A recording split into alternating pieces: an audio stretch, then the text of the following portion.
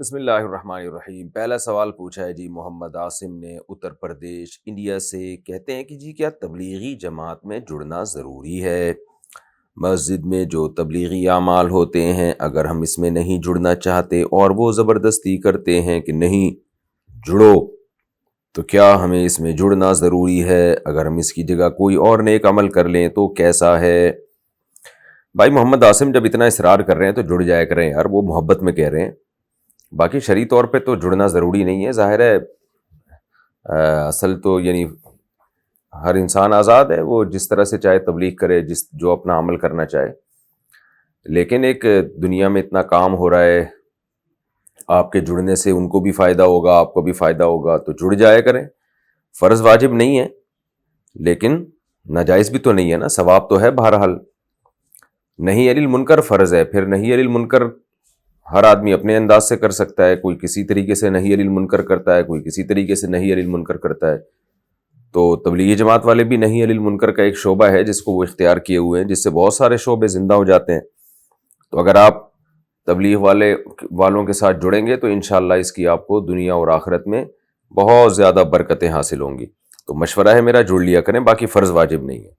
اسی طرح کوئی اگر بہت زیادہ کسی کے پیچھے پڑ رہا ہے بار بار کہ جڑو، عمل میں جڑو، تبلیغ والے ایسا کرتے نہیں ہیں، وہ تو محبت سے کہتے ہیں ایک دفعہ مان جائیں ٹھیک ہے، نہیں تو چھوڑ دیتے ہیں۔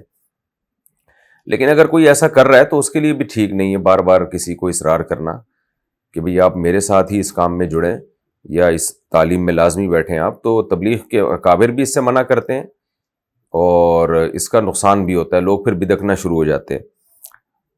تو اس لیے احتیاط کرنی چاہیے۔ تبلیغ میں اگر کوئی ایسے کر رہا ہے تو اس کو بھی بہت زیادہ اصرار نہیں کرنا چاہیے، اور دوسرے کو بھی چاہیے کہ ایک اجتماعی عمل ہو رہا ہے تو بیٹھ جائے تو زیادہ بہتر ہے، لیکن نہ بیٹھے تو کوئی گناہ انشاءاللہ نہیں ہوگا۔ سر کے بال کیسے رکھیں؟ سر کے بال کس طرح کٹوائے جائیں؟ اگر اوپر سے بڑے اور سائیڈوں سے چھوٹے رکھے جائیں تو کیسا ہے؟ اس پر روشنی ڈال دیجئے۔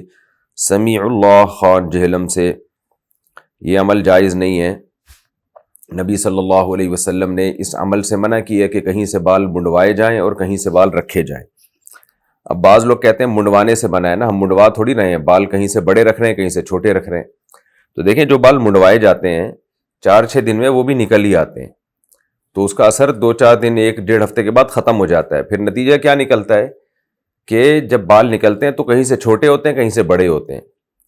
تو جیسے بال کہیں سے منڈوا دینا وہ منع ہے، اس کی وجہ یہی ہے کہ بال چاروں طرف سے برابر رکھنا ضروری ہے۔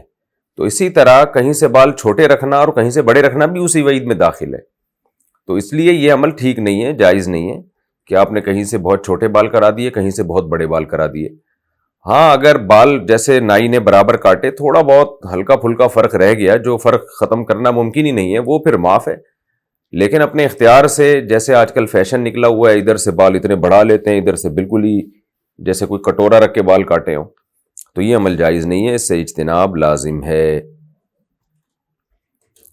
پورے سر کے بال برابر رکھیں یا سر پورا منڈوا لیں یا پٹے والے بال رکھیں۔ 3 طرح کے بال ہیں، ایک یہ کہ چاروں طرف سے بال برابر ہو۔ گردن کے نیچے اگر کوئی خط بنانا چاہے نا، یعنی گردن، کیونکہ گردن سر کا حصہ نہیں ہے، تو بالکل گدی پہ نیچے کی طرف اگر کوئی خط بنانا چاہے تو وہ ٹھیک ہے۔ تو لیکن سر کا جتنا بھی حصہ ہے اس میں بال پورے برابر رکھے جائیں۔ تو 3 کیفیتیں ہیں بال کی، پورے سر کے بال برابر رکھے جائیں یا مکمل سر منڈوا لیا جائے جس کو حلق کرانا کہتے ہیں۔ تیسری کیفیت یہ ہے کہ پٹے والے بال رکھے جائیں۔ پٹے والے کا مطلب یہ ہے کہ سارے بال آپ پیچھے لے جائیں، پھر پیچھے سے بال بڑھائیں، آپ پھر ادھر ادھر سے نہ کاٹیں، پیچھے سے بال بڑھائیں۔ ہاں نوکیں کاٹ دینا بالوں کی تاکہ بالوں کی گرو اچھی ہو، وہ ٹھیک ہے، وہ اس وعید میں داخل نہیں ہے۔